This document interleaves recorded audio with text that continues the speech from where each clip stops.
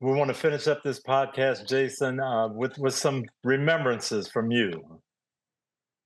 Yeah, Coach, 9/11, 2001 was obviously one of the most tragic days in our country's history. And, I'd love to hear your story, but I was playing for the Giants at the time. And we played a Monday night game in Denver on Monday night, September 10th. And we lost the game and we were flying back to New York. And we didn't get back into New York until, I don't know, 6 o'clock in the morning.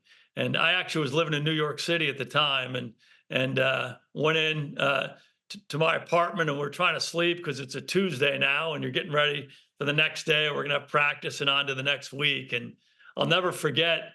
It was a beautiful day, and I finally got to sleep about 7:30 in the morning, and there were all these fire trucks going by our apartment, and I'm like, "What is going on here?" And and sure enough, we got a call from a good buddy of mine, Eric Bjornson, one of my old teammates from the Cowboys, and said, "You guys okay?" We're like, "What are you talking about?" He's like, "Turn the TV on."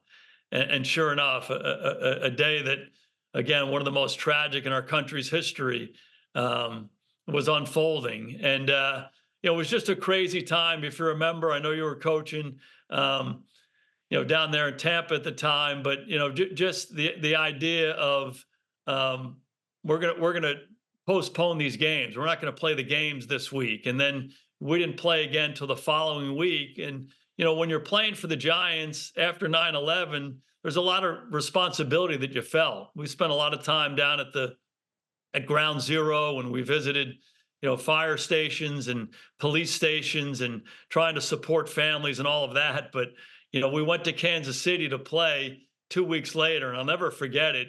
Kansas City, one of the toughest places to play. The crowd is hard and all of that. And, they really embraced our team. And it was very emotional before the game. I mean, guys were crying during the anthem. And sure enough, the long personal story is that was the first game that I was the holder. Morton Anderson was the kicker. And so I had spent a couple weeks. It's the first time I was already been a backup holder. It was the first time I had been the starting holder. And sure enough, the game came down in the fourth quarter. We're going to have to kick a field goal to ice it.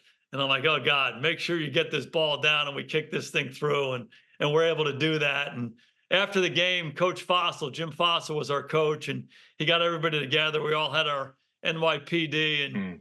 our NYFD hats on, and we took that picture in the Kansas City Chiefs locker room. It's really one of my favorite team pictures I've ever was involved in because of the emotions of the time, Yeah. and what everybody was going through in New York, and how for 3 hours on a Sunday, a couple weeks later, we felt like we did our part to help all these people who are grieving so much kind of forget about what they were going through. And certainly everyone's still feeling the effects of that. But it's a very memorable picture. If you look at that picture, a lot of different people are in there. Yeah. There's Morton Anderson. Sean Payton was our offensive coordinator at the time, and a lot of other guys. So certainly a great memory, that moment right there during a very, very tragic time in our country's history. No, you touched on it, and I had the same memory. The game's canceled. You have to wait 2 weeks to play. And as a coach, you're always preparing, and players are preparing for the next game. And everybody was thinking about that game. But everybody with our Tampa Bay Buccaneer team, we could not wait for that national anthem, that game. And that's my memory. Guys standing there singing the national anthem, saying, "This is what it's all about. Yeah, we want to win the game, but we want to stand for this national anthem." No doubt. And it was emotional. I get emotional thinking about it right now. I mean, just, everything that people in our country went through and the lives that were lost and how everyone rallied together. It was an amazing time, and certainly one that we never would want to have happen again. But I do think we responded the right way to it. And unique being in the NFL at the time, unique being in New York, to be able to in some ways hopefully take some people away from the misery they were going through. Great memories, great story. Thanks for bringing that to our attention, Jason. I can't even imagine what it was like being in New York. It impacted us in Tampa that day, but being in New York had to be a whole different level.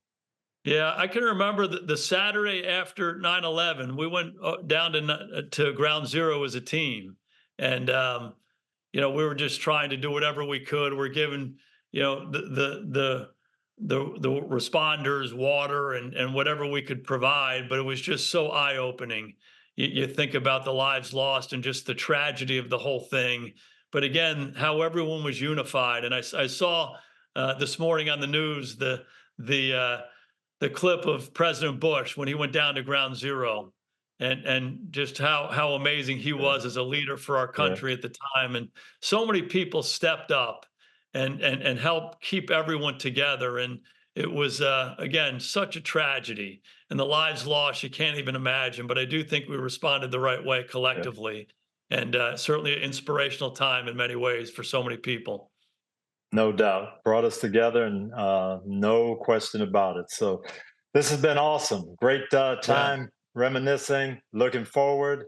And this is FNIA podcast. We are going to see you this Sunday in Houston, and looking forward to it, Jason. Thanks, Coach. You're the best. Hi, I'm Mike Tirico, and thanks for watching. Make sure to hit subscribe for the latest news and highlights from NBC Sports.